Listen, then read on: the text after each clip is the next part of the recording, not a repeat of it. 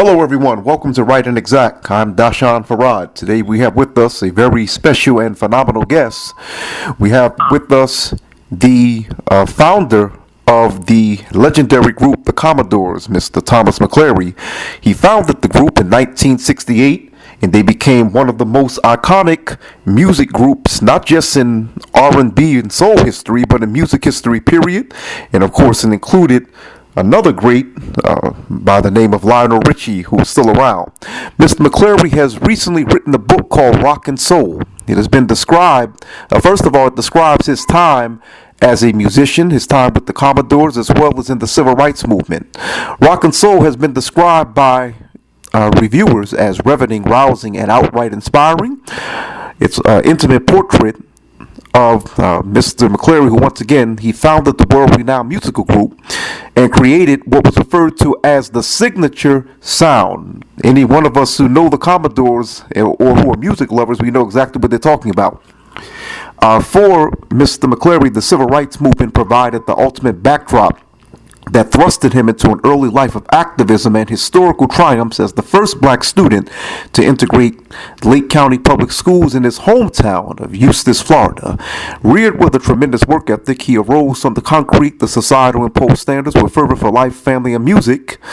And I must say, quite an impressive background, which I had already known. My mother raising me listening to him, but we're going to continue. The early days of leaving home to attend Tuskegee University to pursue education proved to be pivotal as McClary relentlessly laid the foundation to form a sound and a family of talent that the world had yet to witness. Mr. McClary, welcome. Thank you for joining us. Thank you, Mr. Farad. It's a pleasure and an honor to be here with you today.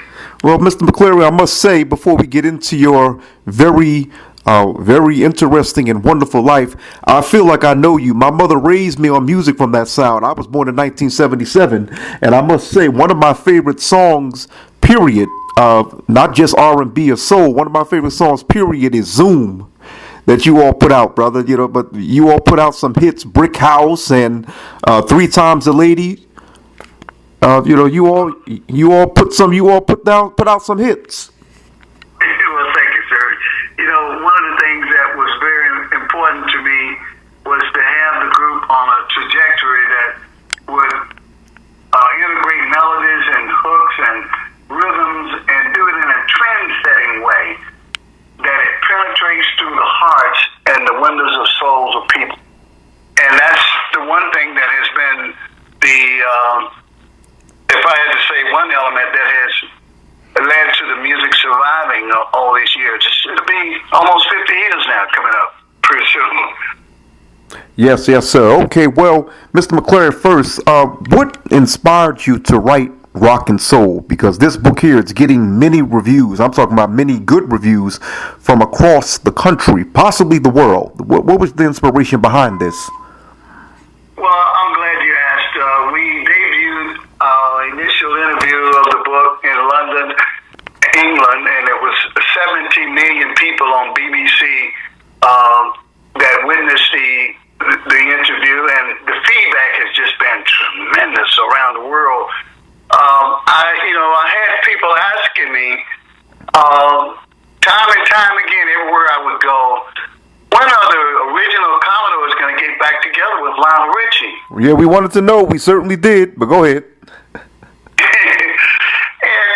I said, man, this is amazing. And Ronald and I, we test drove everything in New Zealand and then at the Superdome in New Orleans, and 65,000 people there wanted to see the same thing. So I kept thinking as I was giving answers out, I said, well, you know what, let me write down some of these things. And so that's what started the book. And, of course, as I relive what it was like recruiting Lionel Richie and the rest of the guys into the band and all of the various obstacles that we had to face to stardom, and, of course, the obstacles right now in reuniting with the original guys. So the book goes into a lot of interesting stories, inside stories about the guys and our whole quest to please the fans that we are so dear and honored to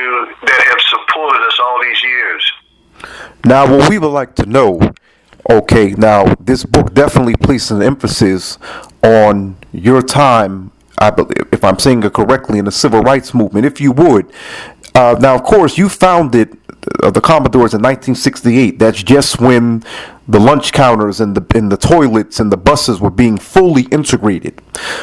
Yes, sir. If you would, what impact did the civil rights movement have on your career as a musician? Because I've spoken with many from that era, such as James and Tume, and there were of course James Brown, But I'm Black and I'm Proud, and The Temptations. A lot of you all were influenced by what was taking place at that time. Describe that impact, if you would. I'm glad you asked the question.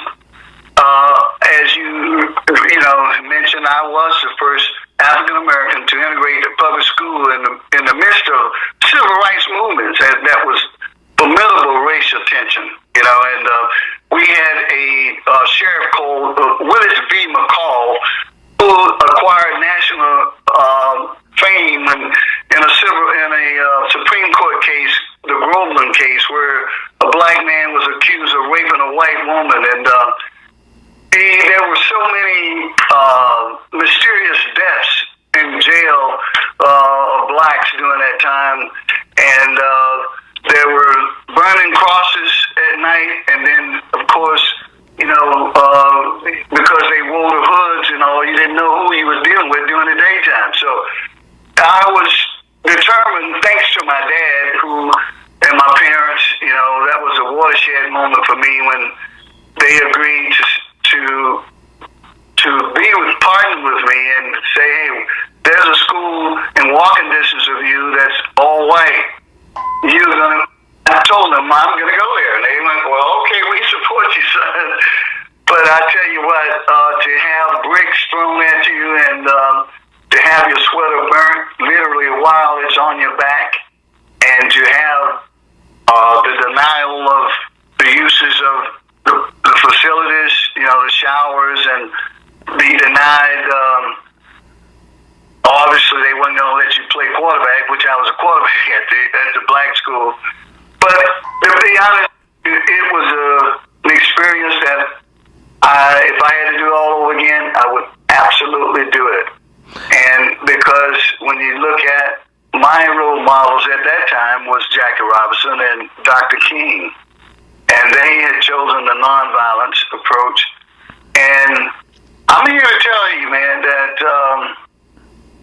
I finally went to my class reunion here recently of the all-white school, and it was amazing to see their parents and their grandparents and their kids and their grandkids came to the reunion to get my autograph and to bear witness to the fact that their parents actually went to school with me.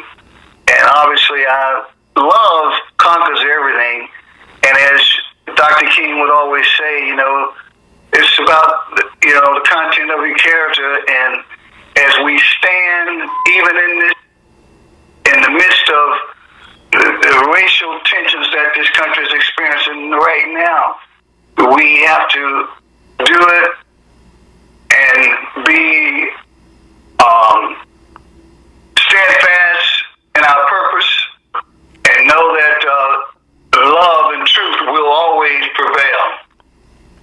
Oh, now you would just for our listeners, I had mentioned James and Tume and James Brown and other musicians. I should have mentioned perhaps also Nile Rodgers of Chic. He was also another phenomenal musician who at the same time was inspired by the civil rights movement, black liberation era. Mr. McClary, I'm glad that you mentioned some of the things that are taking place today, the racial tension you spoke about.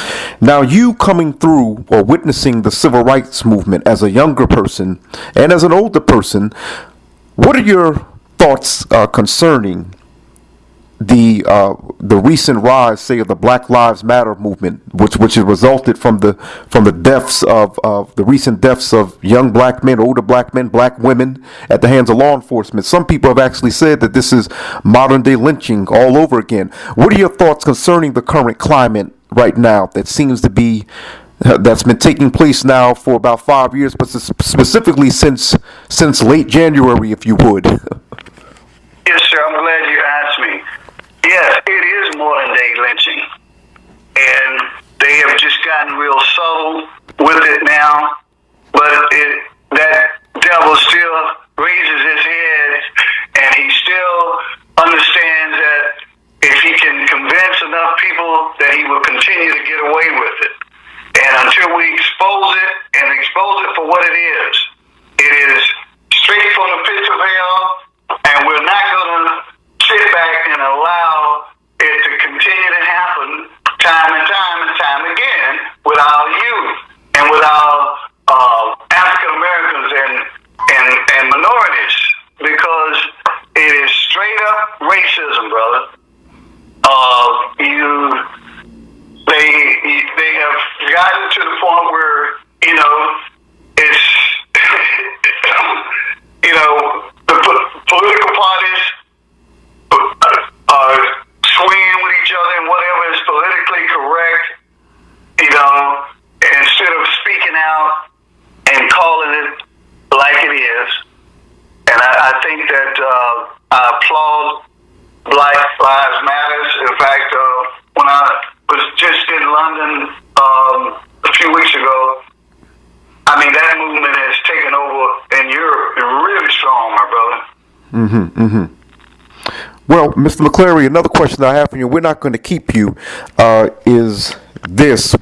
What role do you feel the black celebrity or black artist should play in the fight to obtain social justice? Because I'm sure you you had the privilege, of course, of encountering Harry Belafonte and others of that genre. What would your advice be, or I should say, what role do you feel that they should play, black artists and celebrities?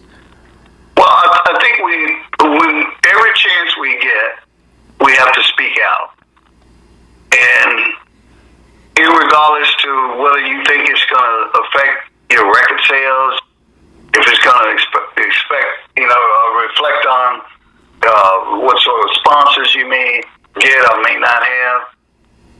The bottom line is we have a platform that our fans and our general public has allowed us and given us through supporting our art and supporting whatever entertainment that we may be involved in, whether it's sports or whether it's music or acting or whatever it is. And I think we have that part of that contribution back to the community and back to our fans is our least obligation that we can do. And we have obviously a lot of great leaders out there that are doing just that, and I applaud them.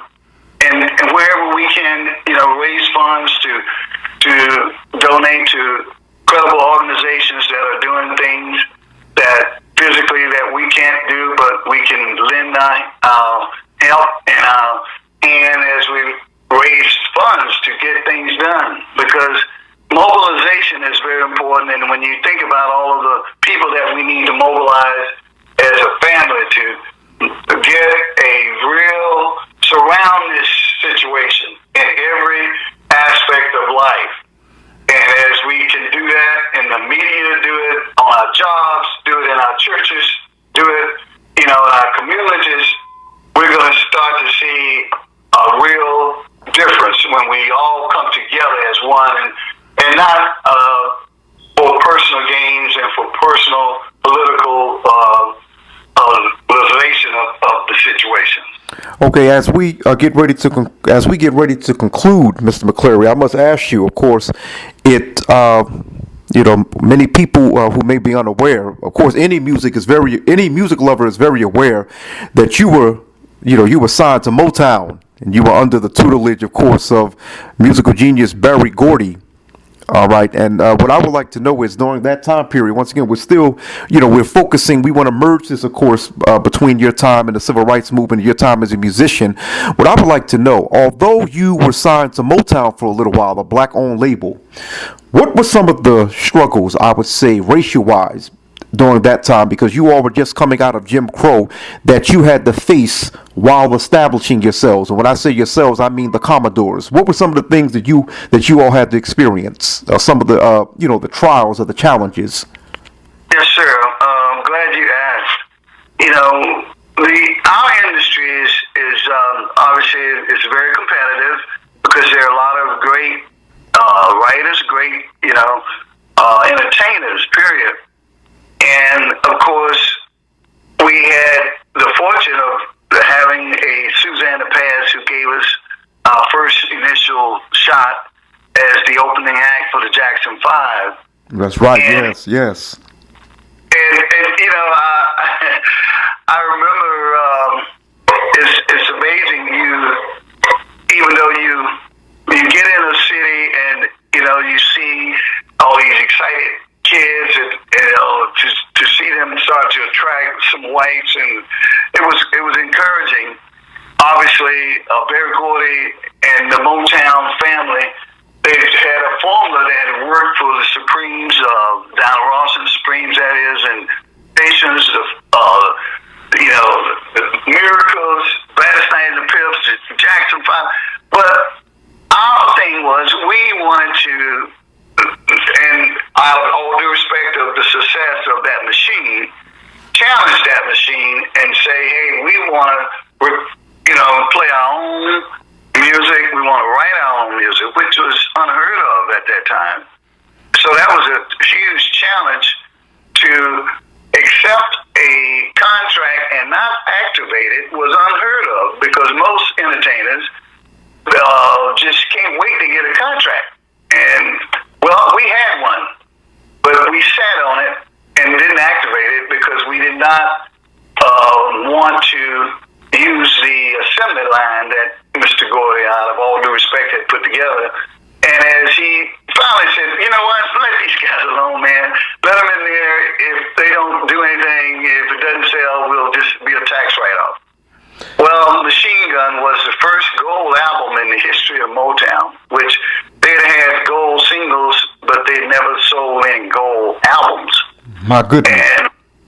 And so it gave us leverage in our negotiation on our follow-up deal, because we had a one-album deal with an option.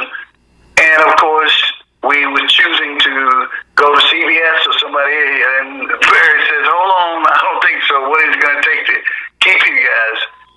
We said, well, we got to share in our publishing rights. So we were the first act in the history of Motown to acquire publishing rights. And Stevie Wonder, as a result of the Commodores getting their publishing, had what was called a favorite nation clause in his contract, which elevated him to that place of getting his publishing. But thanks to the Commodores, Norman Whitfield, Stevie Wonder, Marvin Gaye, they afterwards got their publishing. So it's fair to say that the Commodores were pioneers in so many areas, rather not just with the signature sound, but even the business side of the industry. That's right. I was a business major at Tuskegee University, and one of the strategists was so impressive in our early days to IBM. Our structure there is that they gave us back in 1969 $50,000 for our 30-minute interview of our story, talking about our structure and how we had a parent company with all the subsidiaries and ran it like a Fortune 500 company back when we didn't have any money. And it was so impressive to IBM. They used it for to show their employees as a motivational tool. Wow! So Mr. McClary, if I may, so we have a white conglomerate using a up and coming R&B group as a model for its employees. Hello, unheard of. Okay, we were the first entertainers to cross-market corporate America with entertainment in the form of a television commercial. It was a Slit Small Liquor television commercial, and this was before Michael Jordan, before Tiger Woods, and of course, so trailblazing was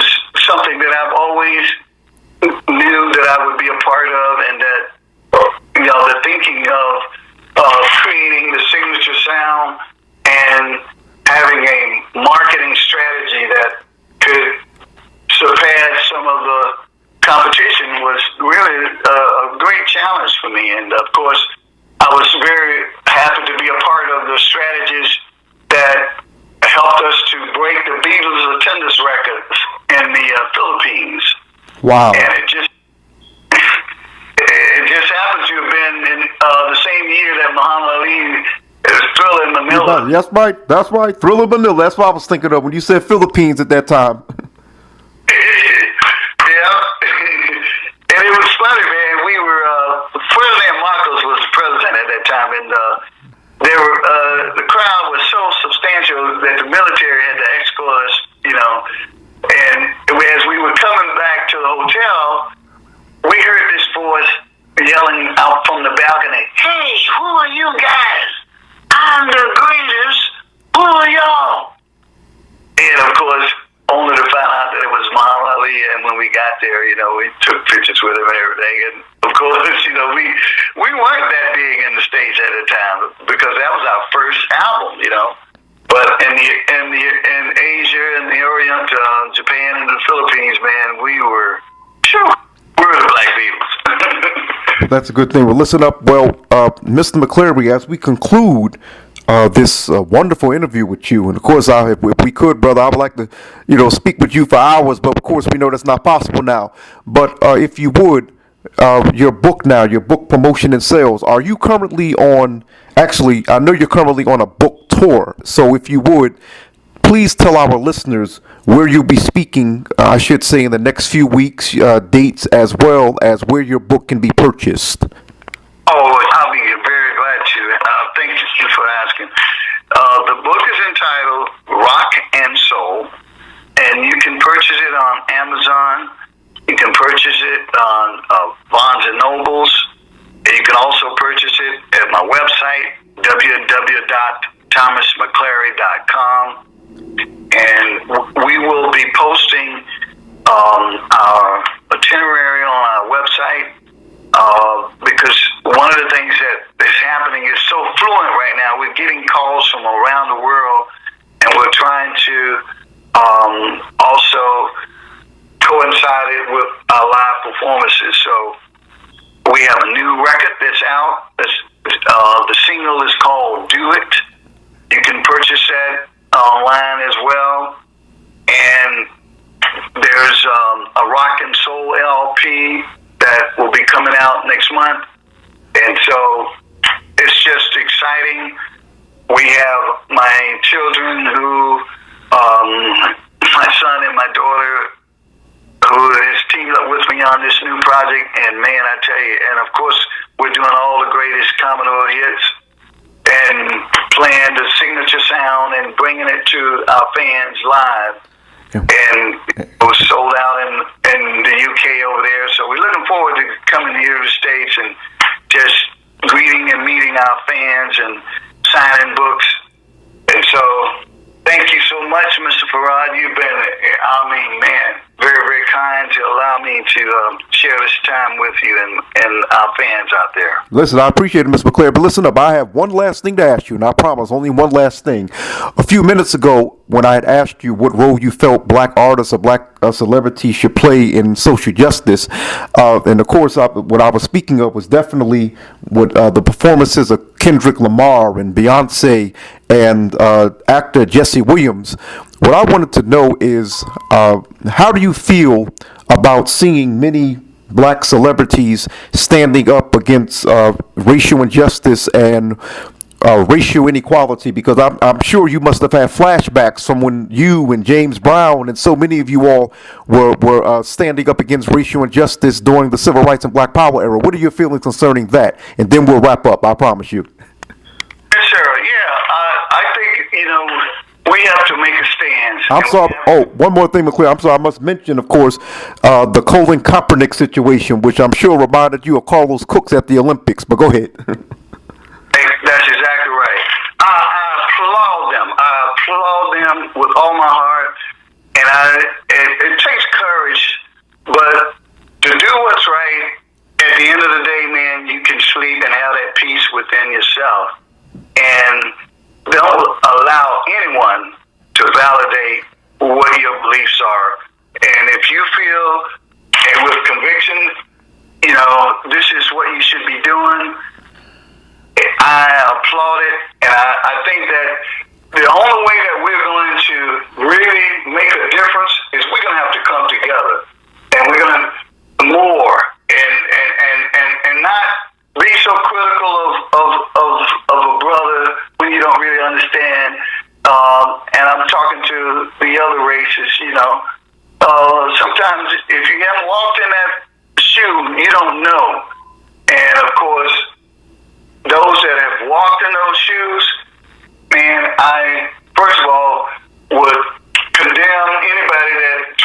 to deny that it existed. And I mean, because just like what happens with the Jews, if you don't talk about what happened, with Hitler and all of the injustices that happened to them, the next generation will forget and won't know about it. And so we have to remember the past, but at the same time, not live in it. And we have to be proactive and know that nobody's going to give us anything. We got to take it. We got to do it in ways that that is concentrated and that they feel it, so that we can bring about change. Now, very listened up. We listened up, Mr. Thomas McClary. We thank you very much for joining us. We wish you much success, and we would like to thank our listening audience for tuning in to Right and Exact. I'm your host, Doshon Farad. See you next time.